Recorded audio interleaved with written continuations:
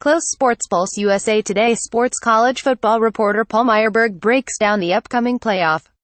USA Today Sports. Let's begin with a simple admission. The College Football Playoff Selection Committee had no great answers here, selecting among Alabama, Ohio State and USC, though it appears the Trojans didn't get any consideration at all, as the number 4 seed was a comparison of 3 deeply flawed teams that did not clearly state their case during the regular season to get in. None of them are in position to complain about how the committee called it, but the choice of Alabama was the wrong one, both in terms of precedent and message for a committee that pretty clearly went outside of the protocol that was built into this system 4 years ago. You think benefit of the doubt doesn't matter when it comes to Alabama. You think the Big Ten's playoff flops in 2015 and 2016 didn't factor in the subconscious of those committee members.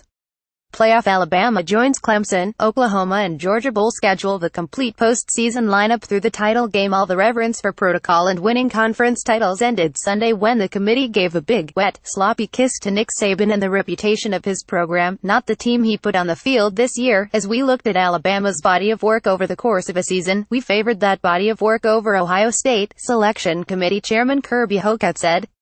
When you go back and look at the weekly rankings that we do, we were consistent.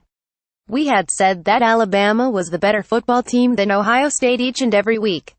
We had and saw Ohio State strengthen their resume this week with a win over Wisconsin, but it wasn't enough in the eyes of the selection committee. But there's a big problem with putting Alabama in the playoff, and it has nothing to do with one league getting 2 teams in, something that was bound to happen at some point in this system. In essence, Alabama slid into the playoff this weekend by doing nothing. It was rewarded for losing to Auburn last week in a game that decided the SEC West title. And that's simply not the way this process should work. Don't reference Ohio State last season, which got in as the Big Ten representative despite losing the head-to-head matchup and division title to Penn State. It's not comparable. Last year, Ohio State was already in the top 4 going into the championship games at number 2. Though the Buckeyes didn't have to risk anything in the Big Ten title game, the committee had already deemed them worthy of making the playoff after recording wins over 3 other top 10 teams. The only question with Ohio State last year was whether the Buckeyes would get past. Number 4 Alabama will face number 1 Clemson in the Sugar Bowl NOLA Trophy. Pick.twitter.com Chi1 Discage 6 College Football Playoff at CFB Playoff December 3, 2017. That's far different from Alabama, which was outside the top 4 last week after its loss to Auburn in a game that decided the SEC West title. The Tide went from outside the playoff at 111 to win it by doing nothing. Based on that precedent, Wisconsin and Auburn would have been better off not showing up at all Saturday. It was so important to us to get this right, and our charge is to rank the 4 very best teams, Hocutt said. We were fortunate that we had that flexibility and discretion given to the committee by the commissioners when there's a non-champion involved to select the 4 very best teams. In college football, I get it. 4 best teams. Is there a case to be made for Alabama in those vague terms? Sure. But here's the entirety of that case. It's Alabama. Were you relaying that 2,410 victory against LSU where Alabama actually got outgained 306,299 and thinking this is unequivocally one of the 4 best teams in the country? Were you relaying the Tide's struggle in Starkville, Miss, and thinking this was the Alabama of old? Were you relaying them get pushed around in Auburn and thinking this is a team worth a second chance as a non-champion?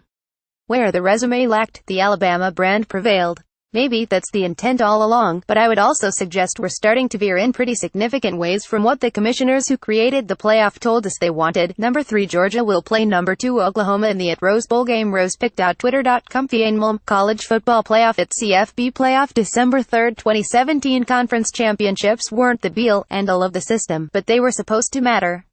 There's supposed to be a high bar to clear to get in without one. Alabama didn't win its division and didn't record a win over a top 15 team. To put the Tide in over Ohio State and USC, both of whom hail from leagues that play 9 conference games, should require more. Is Alabama better than those teams? Maybe. But this isn't supposed to be a forecast, it's supposed to be a judgment on the year you've had. So if I'm Urban Meyer, I'm wondering today why I scheduled Oklahoma in week 2 rather than Akron. If I'm Clay Helton, I'm lobbying to get out of USC's annual series against Notre Dame and replace it with UNLV. If either Ohio State or USC had taken that route with its non-conference schedule and finished 121 rather than 112, Alabama wouldn't have even been in the discussion. As committee chairman Kirby Hocutt said, it was that second loss for Ohio State that created created enough separation for Alabama that the Big Ten title meant little. Wins matter, losses matter, how you play in the wins matter, how you play in the losses matter, Hocutt said.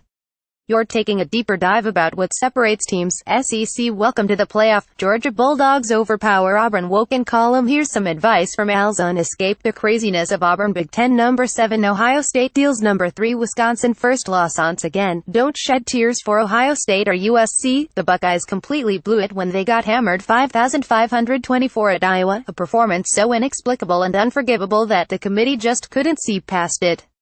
I would argue that the Trojans should be given a little bit of a pass for their 3-point loss at Washington State on a Friday night when 3 offensive line starters were injured, but they certainly weren't competitive at Notre Dame in a 4,914 beatdown. Any choice besides Alabama would have been imperfect, but it would have at least followed the criteria that was established early on to encourage strong non-conference scheduling and allow the committee to see beyond simple one-loss record. Instead, an Alabama team that feasted on SEC weaklings early in the season, but looked quite mortal late in the year, gets a pass into the playoff without winning a conference title or beating another elite team.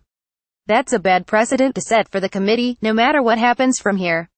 If conference championships don't matter, let's just say they don't matter or find a different way to pick the field.